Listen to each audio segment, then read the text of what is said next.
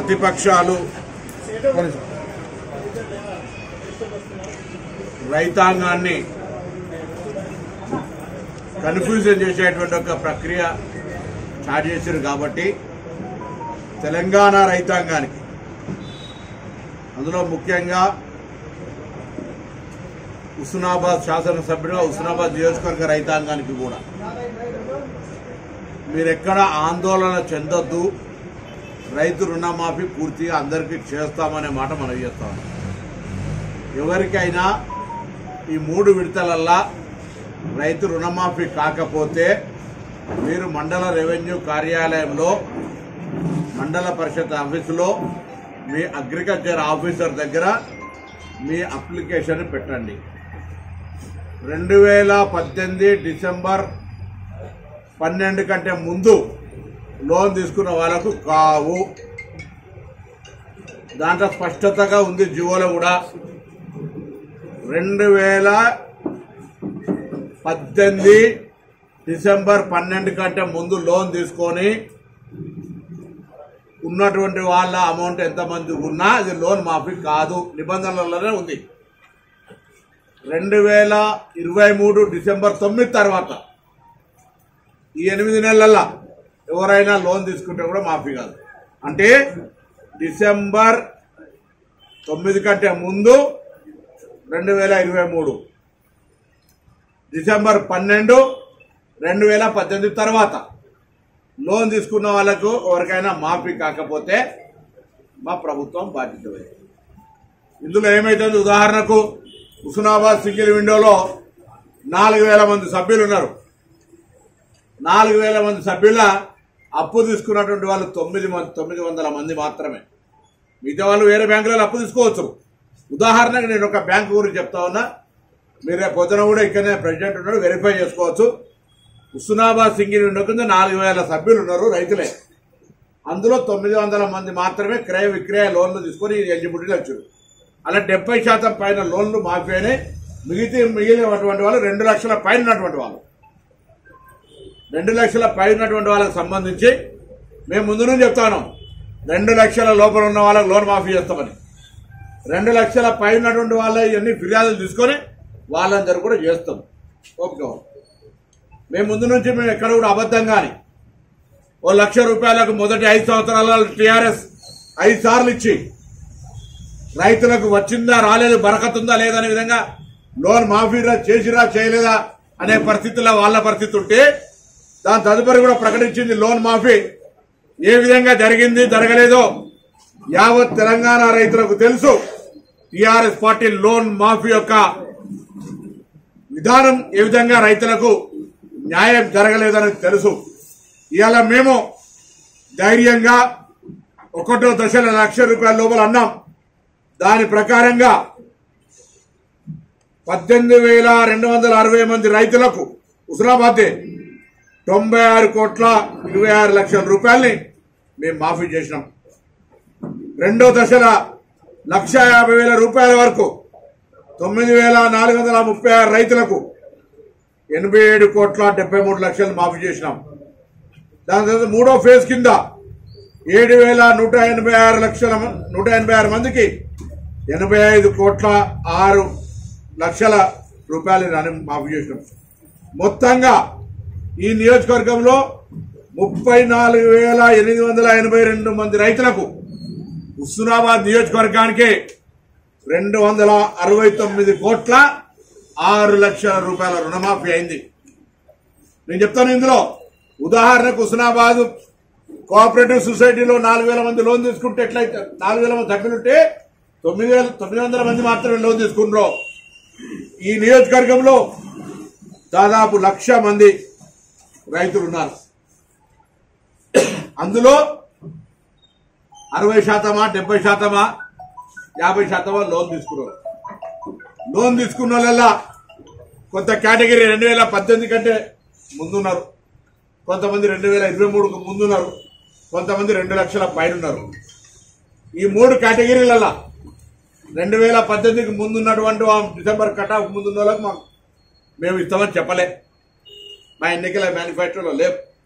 2000 మేము ఏదో ఒక కటాఫ్ డేట్ పెట్టుకోవాలను, మా ప్రభుత్వం అధికారంలోకి వచ్చి 7 తారీఖు నాడు మంత్రివర్గ ప్రమాణ స్వీకారం చేసినప్పటికీ 9 నాడు బస్సు ఫ్రీ ఎట్లా పెట్టినామో అదే రోజు కట్ ఆఫ్ డేట్ పెట్టుకొని దాని వరకు ఉన్నటువంటి లోన్లన్నీ మాఫీ చేస్తా ఉన్నాం. ఇంత పెద్ద ఎత్తున మాఫీ చేస్తా ఉంటుంటే అసలు రైతుల పట్ల లోన్ మాఫీ చేస్తామన్న హామీని అమలు చేయని టీఆర్ఎస్ పార్టీ ఒకవైపు అయితే, అసలు రైతులకు సంబంధించి కేంద్రంలో అధికారంలోకి వచ్చిన తర్వాత మేము గతంలో 2005-6లో దేశం మొత్తం ₹1,00,000 లోన్ మాఫీ ఒకటేసారి చేసినాం. దాని తర్వాత దేశంలో చరిత్రలో 29 రాష్ట్రాల్లో ఏ రాష్ట్రం చేయని విధంగా ధైర్యంగా ఎన్నికల్లో మాట ఇచ్చిన విధంగా ఇలా లోన్ మాఫీ చేసినాం.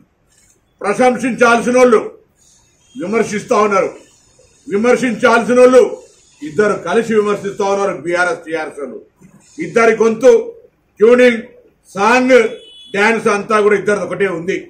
దీన్ని బట్టి రైతులు అర్థం చేసుకోండి. కేంద్రం ఏమి ఇవ్వలే రైతులకు. రాష్ట్రంలో టీఆర్ఎస్ పార్టీ 10 ఏళ్ల అధికారం ఉన్నప్పుడు రుణమాఫీ ఏ విధంగా చేసిందో మీ అందరికి కొత్తగా నేను చెప్పే అవసరం లేదు. మేము కాంగ్రెస్ పార్టీ అధికారంలోకి వచ్చిన తర్వాత అనేక కార్యక్రమాలు చేస్తూ ఆర్థికంగా ఇబ్బందులు ఉన్నప్పటికీ కూడా ఈరోజు ₹1,00,000 రుణమాఫీని చేస్తామంటే ఒకటేసారి చేసినాం. 1,50,000 చేసినాం, ₹2,00,000 చేసినాం. 2 లక్షల పై ఉన్నటువంటి వాళ్ళు కూడా ఆందోళన చెందకండి, వాళ్ళకు కూడా పేమెంట్ జరుగుతుంది. మీరు లోన్ అసలు తీసుకోని వాళ్ళు 2018కి ముందున్న వాళ్ళు వీళ్ళు బీజేపీ టీఆర్ఎస్ చక్రంలో పడి చేస్తే రుణమాఫీ పొందిన 35,000 మంది రైతులు హుస్నాబాద్ లేలా ఎక్కడికి వెళ్ళినా సంతోషంగా మాట మీద నిలబడ్డ ప్రభుత్వం ఇది. రైతులకు ఒకేసారి మాఫీ చేస్తామన్నారు, చేసిండ్రు. కేసీఆర్ లెక్క ₹1,00,000 5 సార్లు కాదు, ఒకేసారి చేసినటువంటి రైతు ప్రభుత్వాన్ని ప్రశంసిస్తుంటే కళ్ళు బైర్లు గమ్మిన వీళ్ళు ప్రభుత్వాన్ని దురుద్దేశపూర్వకంగా ఒక అబద్ధపు ప్రచారం ద్వారా లోన్ మాఫీ కాలేదని మాట చెప్తా ఉన్నారు. మేము అనేక సందర్భాలు చెప్పినాం, మీరు ఏదైనా చేసి మమ్మల్ని అడగండి. 10 ఏళ్ల అధికారంలో ఉన్నారు. నిన్న సర్వాయి పాపని విగ్రహం పెట్టలే, సిరిసిల్లలో కేటీఆర్ గారు అడుగుతాను సర్వాయి పాపని విగ్రహం పెట్టమని. ఓడాపిండు ఎస్ మేము పెడతాం, మా బాధ్యత. లేకపోతే అడుగుతా ఉన్నారు లోన్ మాఫీ. మొండి బకాయిలు ఉంటారు, ఎప్పుడు 20 ఏళ్ల నుంచి బకాయిలు ఉన్నారు. 2018 కంటే ముందు కూడా బకాయి మా కట్ ఆఫ్ డేట్ కంటే ముందున్నాని మాఫీ చేయమని చెప్పినాం. అబద్ధం చెప్తలేం. ఇప్పుడు 200 యూనిట్ల విద్యుత్ ఎవరైనా రాకపోతే ఏదైనా ఆధార్ కార్డో నెంబరో తప్పు పడితే కరెక్షన్ చేసుకోమంటున్నాం, గ్యాస్ కనెక్షన్ చేసుకోమంటున్నాం. తొందరలో రేషన్ కార్డులు ఇవ్వబోతా ఉన్నాం, ఆరోగ్యశ్రీ కార్డులు ఇవ్వబోతా ఉన్నాం, ఇందిరమ్మ ఇండ్లు ఇవ్వబోతా ఉన్నాం. మనం చూసి ఎంత అసహనంగా ఉన్నారో. ఎంత అసహనం అంటే నిన్న రాఖీ పౌర్ణమి విధి నిర్వహణలో నేను అందరూ కూడా రవాణా శాఖ మంత్రిగా నా యావత్ సిబ్బందిని, డ్రైవర్లు కావచ్చు, కార్ కండక్టర్లు కావచ్చు, లేకపోతే ఇతర మొత్తం సిబ్బంది, మేనేజింగ్ డైరెక్టర్ నుంచి చిన్న కింద కళాశీ దాకా అందరినీ అభినందిస్తా ఉన్నా. ప్రభుత్వ పక్షాన 64 లక్షల మంది మొట్టమొదటిసారి నిన్న, అందులో మెజారిటీ మహిళలు 17 కోట్ల రూపాయల విలువైనటువంటి ప్రయాణాన్ని నిన్న ఒక్కరోజే ప్రభుత్వం ఉచితంగా అందజేసినటువంటి ఘనత. ఆర్టీసీ చరిత్రలో మొట్టమొదటిసారి దాదాపు 15 కోట్ల రూపాయల ఆదాయం వచ్చింది. ఆర్టీసీ నష్టాల నుంచి బయటకెక్కుతుంటే మహిళలను కించపరిచే విధంగా బస్సుల్లో ఉల్లిపాయలు తీస్తారు, ఎల్లిపాయలు తీస్తారని వీడియోలు మీరే తయారు చేసి పెట్టారు. శాసనసభలో కూడా అడిగిన దాని మీద మా సహచార మంత్రి సీతక్క అడిగితే మాకే అభ్యంతరం, డాన్సులు చేసుకోమని చెప్తా ఉంటుంటే మహిళల పట్ల ఏం గౌరవం ఉంది? ఉచిత బస్సు మీద ఎంత కక్ష! ముందు ఆర్టీసీల ఉచిత బస్సులు ఏంగానే ఆటో కార్మికులను రెచ్చగొట్టిండ్రు. ఒక్కొక్కరికి ఒక్కొక్క బస్సు ఇవ్వని అంటూ ఉంటుంటే ఎంత అవహేళన, ఎంత అక్కసుందో మీరు ఆలోచన చేసుకోండి. ఈరోజు ఒక మండలం తీసుకుంటే నేను రైతు వేదికల ద్వారా తిరుగుతా ఉన్నా.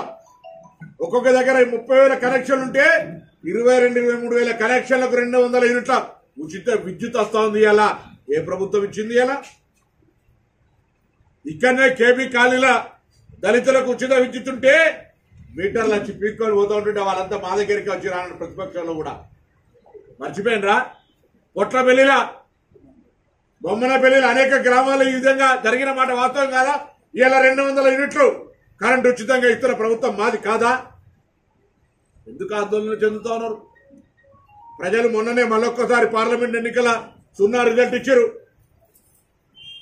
భారతీయ జనతా పార్టీ ఇదంటాడు శ్వేతపత్రం విడుదలయ్యాయి, లేకపోతే రైతులకు ఏం చేసిరో చెప్పురి, మోసం చేస్తున్నారు.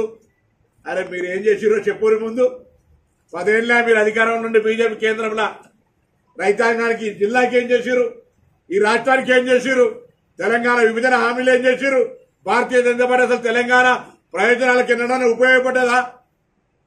బడ్జెట్లో కూడా నిధులు కేటాయించని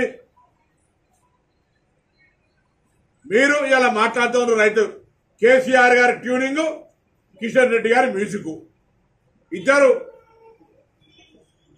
అడపల తడపల అంటారు కదా, ఇద్దరు అన్నదాపులు లెక్క ఇద్దరు కలిసి తెలంగాణ కాంగ్రెస్ ప్రభుత్వాన్ని విమర్శిస్తే మీకు మీరే అవమానపరుచుకున్నట్టుగా రైతులు మీ పట్ల చులకనగా చూసే పరిస్థితి వస్తూ ఉంది.